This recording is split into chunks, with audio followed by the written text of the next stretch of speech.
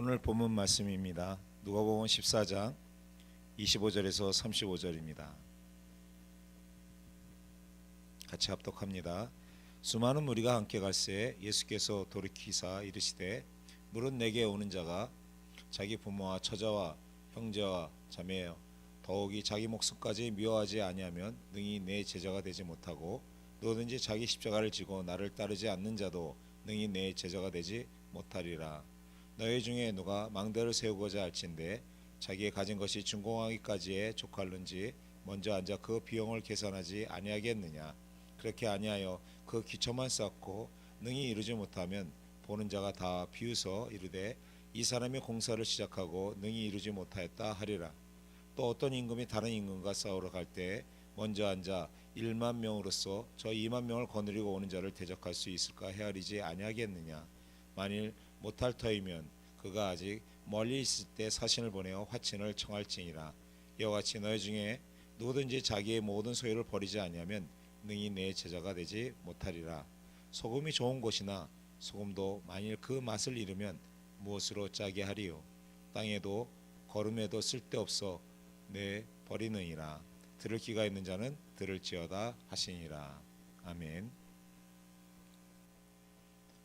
오늘은 주의 날입니다. 주의 날에 하나님을 사랑하고 하나님의 말씀을 사모하여 성전에 나오신 성도 여러분에게 하나님의 신령한 하늘의 은혜와 땅의 축복하심이 넘쳐나시기를 주의 이름으로 축복합니다. 옆에 있는 분들과 함께 인사 나눕니다. 예수님을 따라가는 진정한 제자가 되십시다. 아멘. 그렇습니다. 우리 한 분 한 분이 예수님의 참 제자가 되어야 합니다. 우리는 반드시 예수님을 따르는 진정한 제자들이 되어야 합니다. 세상이 말하는 제자는 공부하는 사람이고 또 무언가를 배우는 사람들을 말합니다. 그렇다면 성경에서 말씀하고 있는 제자는 어떠한 사람을 말할까요? 성경에서 말하는 제자는 진정한 그리스도인을 가리킵니다. 제자는 그리스도인의 다른 표현이기도 합니다. 그래서 그리스도인은 곧 제자인 것입니다. 그리스도인의 정의 중에 하나가 제자입니다. 예수님은 마태복음 28장 19절에서 그러므로 너희는 가서 모든 족속으로 제자를 삼아 아버지와 아들과 성령의 이름으로 세례를 주고 라고 말씀하셨습니다. 여기서 세례는 누가 받습니까? 예수를 믿고 회개하고 구원받은 하나님의 자녀가 된 사람들이 받습니다. 진정한 그리스도인이 되고자 하는 자가 세례를 받는 것입니다. 제자를 삼아 세례를 주고, 이 말씀은 제자가 곧 그리스도인이라는 것을 말합니다. 반대로 그리스도인이 되었다라는 것은 제자가 된 것을 말하는 것입니다. 사도행전 2장 38절에서 베드로는 복음을 전하면서 회개하라 외칩니다. 그러자 그 말을 받은 사람들은 세례를 받으며 이날의 제자의 수가 3천이나 더하였음을 사도행전 2장 41절은 말씀해주고 있습니다. 회개하라는 말씀을 듣고 회개하고 예수님을 주님으로 영접한 사람들을 여기서 제자라고 말하고 있습니다. 또한 성경은 제자를 그리스도인이라고 말합니다. 사도행전 6장 7절 말씀입니다. 하나님의 말씀이 왕성하여 예루살렘에 있는 제자의 수가 더 많아지고, 여기서는 제자라고 표현되어 있습니다. 사도행전 11장 26절 보겠습니다. 만남에 안디옥에 데리고 와서 둘이 교회에 1년간 모여 있어 큰 무리를 가르쳤고 제자들이 안디옥에서 비로소 그리스도인이라 일컬음을 받게 되었더라. 비로소 제자들이 안디옥에서 그리스도인이라고 일컬음을 받게 됩니다. 그리스도인이라는 것은 제자의 다른 표현인 것입니다. 그러므로 성경에서 말하는 제자는 그리스도인을 말합니다. 그리스도인은 회개하고 예수님을 믿음으로 구원받은 사람들입니다. 그러면 저와 여러분은 진정으로 구원받는 그리스도인이십니까? 아멘. 또한 저와 여러분은 진정한 그리스도인이라고 생각하십니까? 아니면 대충 믿고 대충 따르는 교인이십니까? 오늘 이 시간에 말씀으로 도전받으시고 결단하시는 변화의 시간들이 되시기를 예수님의 이름으로 바랍니다. 누가복음 14장은 크게 두 부분으로 나눌 수 있는데 누가복음 14장 1절에서 24절과 25절에서 35절입니다. 오늘 본문인 25절에서 35절은 제자도에 관한 교훈을 주제로 하고 있습니다. 14장의 앞부분에서 예수님은 종교 지도자들에게 교훈합니다. 그리고 나서 예수님의 교훈과 대화에 감동을 받은 허다한 무리가 예수님과 함께 하는 장면이 본문의 서두입니다. 여기서 허다한 무리는 믿는 제자가 아닌 일반적인 많은 사람들을 말합니다. 지칭합니다. 사복음서에서 곳곳에서 수많은 사람들을 단순하게 가리키는 말로 사용되고 있는 표현입니다. 예수님이 이 무리들을 돌아보며 제자가 된다고 하는 것이 얼마나 어려운 결단을 동반해야 하는지 말씀하시는 장면부터 본문은 시작되고 있습니다. 여기서 예수님은 누구에게 말씀을 전하고 계십니까? 제자가 되는 그리스도인입니까? 아닙니다. 예수님을 그냥 따르는 많은 무리들입니다. 이들은 아직 예수님을 그리스도로 믿지 않고 따르는 무리들입니다. 아직 거듭나지 않은 자들입니다. 예수님은 이런 거듭나지 않은 무리들에게 제자가 되기 위한 거듭남의 조건들에 대해서 말씀하시고 계신 것입니다. 오늘 주님이 무리들에게 말씀하신 내용들이 어떠한 것들인지를 살펴보며 함께 은혜를 나눔으로 새롭게 충전하시는 시간이 되셔서 진정한 제자로 주님 앞에 인정받으시고 예수님을 사랑하시는 한 분 한 분이 되시기를 원합니다. 먼저 제자가 되기 위한 조건과 요구되는 것들을 각각의 경우로 묶어서 말씀드리고 나서 이어서 적용이 포함된 두 가지 비유를, 즉 망대 비유와 전쟁 비유를 통해서 제자가 되기 위한 마음의 결단을 어떻게 해야 하는지를 적용시키면서 진정한 제자가 되는 길이 어떤 것임을 말씀드리고자 합니다. 그럼 제자가 되기 위한 조건과 각각의 요구되는 것이 무엇인지를 먼저 알아보겠습니다. 첫 번째입니다. 제자가 되기 위해 첫 번째 요구되는 것은 마음입니다. 26절에요.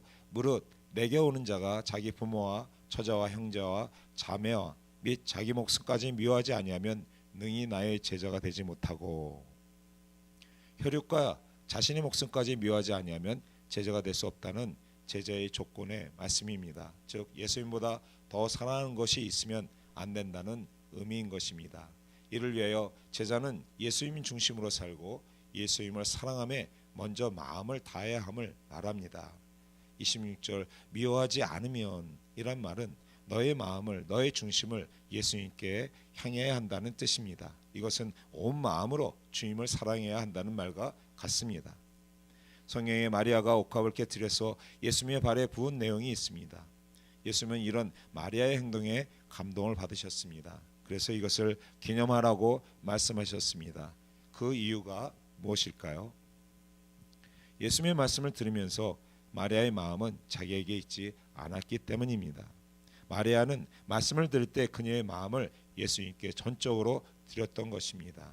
이 땅에서 예수님의 왕권을 잡으면 내가 좌편에, 너가 우편에 앉을 거라는 제자들처럼 자기 중심이 아니었습니다.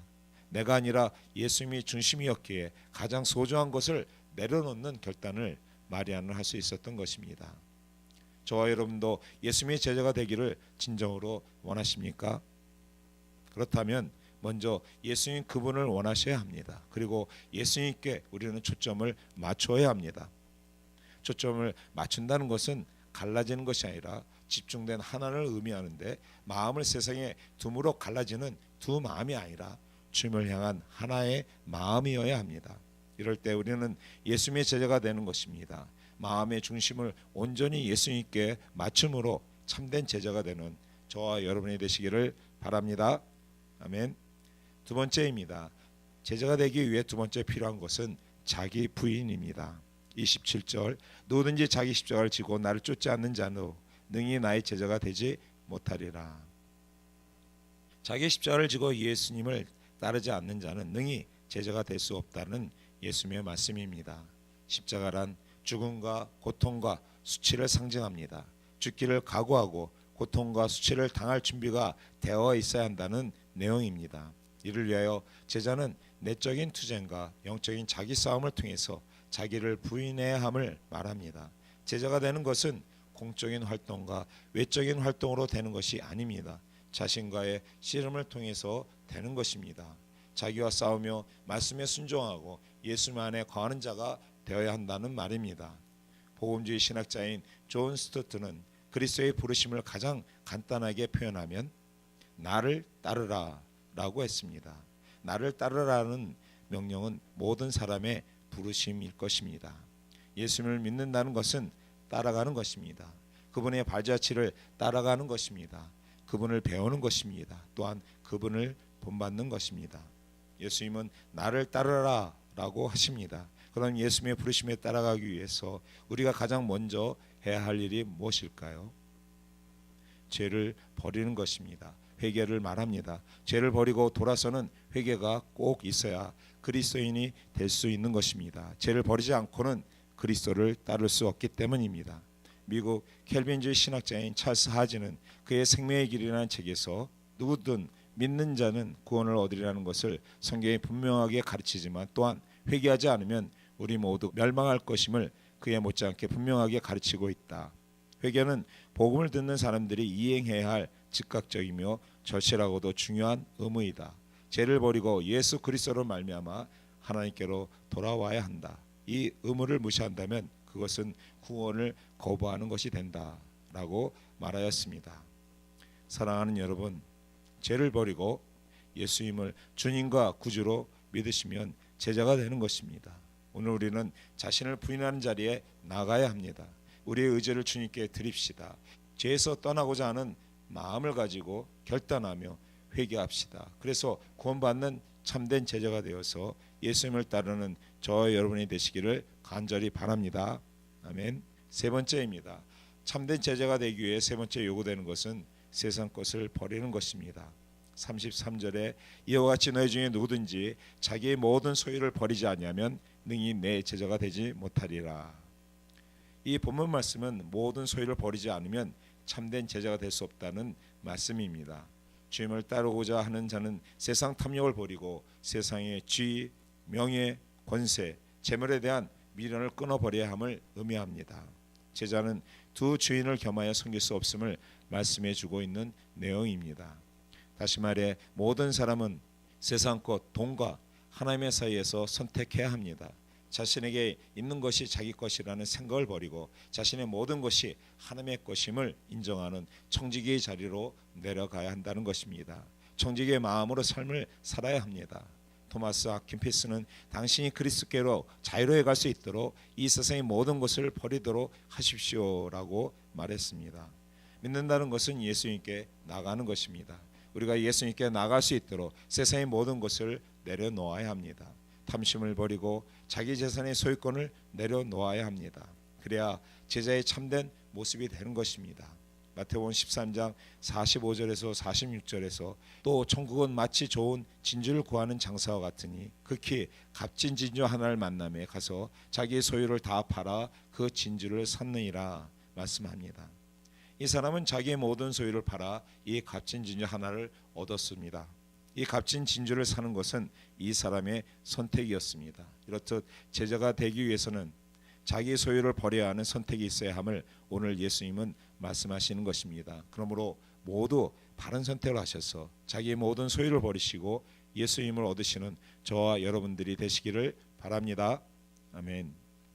이와 같이 주님의 제자가 되는 것이 결코 쉬운 길이 아님을 우리는 알았습니다. 또 제자가 되기 위해 요구되는 것들도 알아보았습니다. 정리하면 우리가 주님에게 마음을 드리는 결단을 해야 합니다. 또 우리가 주님 앞에서 자기를 부인하는 선택을 해야 합니다. 또 우리가 주님을 바라봄으로 세상 것을 버리는 결단이 있어야 함을 말씀하고 있는 것입니다. 이어서 예수님은 따르는 무리들에게 제자가 되기 위하여 어떤 모습이 되어야 하는지 마음의 결단을 낼 것을 28절에 말씀합니다. 너희 중에 누가 망대를 세우고자 할진대 자기 가진 것이 중공하기까지에 족할는지 먼저 앉아 그 비용을 예산하지 아니하겠느냐. 이 주님의 망대 비유는 망대를 세우기에 충분한 비용이 있는지 미리 계산해 보고 세워야지 그렇지 않으면 낭패를 보게 된다는 말씀입니다. 제자가 되기 위한 믿음의 망대를 세우는 일도 마찬가지입니다. 우리는 마음을 들이고 자기를 부인하고 자기를 나타내고자 하는 세상의 재물을 버리는 믿음의 자원이 있어야 믿음의 망대를 끝까지 세울 수 있는 것입니다. 하나님 중심으로 살고자 하고 회개함으로 죄를 버리고 예수님을 주님과 구주로 섬기기로 결단의 계산이 끝날 때 진정한 제자가 되는 길을 가는 것이며 결국 주님의 진정한 제자로서 그리스도인이 되는 것입니다. 주님은 31절과 32절에 또 어느 임금이 다른 임금과 싸우러 갈 때 먼저 앉아 1만으로서 저 2만을 가지고 오는 자를 대적할 수 있을까 헤아리지 아니하겠느냐. 만일 못할 터이면 저가 아직 멀리 있을 동안에 사신을 보내어 화친을 청할지니라 라고 비유로 말씀하셨습니다. 이 주님의 전쟁 비유도 전쟁을 하기 전에 상대방 군대의 규모를 헤아려보고 임해야지, 그러지 않으면 결국 패전과 불명예를 보게 된다는 말씀입니다. 제자가 되기 위한 영적 전쟁을 싸우는 것도 마찬가지입니다. 영적 군대와 영적 군수 물자가 있어야 영적 전쟁에서 계속적으로 승리할 수 있는 것입니다. 하나님 중심으로 군대를 포진하고 적군인 죄를 미워하고 물리치며 예수님을 우리 대장과 장군으로 섬기기로 결단이 끝날 때 진정한 제자가 되는 길을 가는 것이며 결국 주님의 제자인 진정한 그리스도인이 되는 것입니다. 사랑하는 여러분, 그러므로 진정한 제자가 되기 위한 길을 합당한 대가가 반드시 필요한 것입니다. 그렇지 않으면 제자로서 맛을 잃어버린 소금같이 되어서 결국 버림당하고 짓밟히는 아무 쓸모없는 존재가 되는 것입니다. 끝으로 예수님은 35절에서 들을 귀가 있는 자는 들을지어다 말씀하십니다. 이 말씀의 의미는 생명이 되는 하나님의 말씀이 전파되어질 때 많은 사람들이 듣기는 듣지만 자신이 주시는 하나님의 말씀으로 듣고 받는 자들이 많지 않음을 말씀하고 있는 것입니다. 그러므로 오늘 주일 예배에 나오신 모든 분들은 이 구원의 메시지를 하나님의 말씀으로 들으시고 받으시는 복된 분들이 되시기를 바랍니다. 그래서 우리 모두 주님의 참된 제자의 길을 가는 저와 여러분이 되시기를 예수님의 이름으로 축복합니다. 아멘. 기도하겠습니다. 예수님, 우리가 항상 주님에게 마음을 드리는 결단을 할 수 있도록, 우리가 주님 앞에서 자기를 부인하는 선택을 할 수 있도록, 그리고 우리가 주님을 바라봄으로 세상 것을 버리는 결단을 할 수 있도록 도와주옵소서. 그래서 바른 믿음의 망대를 세우고 영적 군인과 장군이 되어 세상에 영향을 미치는 진정한 그리스도인으로 세우시고 주님의 음성을 듣는 진정한 제자로 세워 주시옵소서. 주님을 따르는, 주님을 사랑하는 제자의 길을 가게 도와주시옵소서. 예수님의 이름으로 기도합니다. 아멘.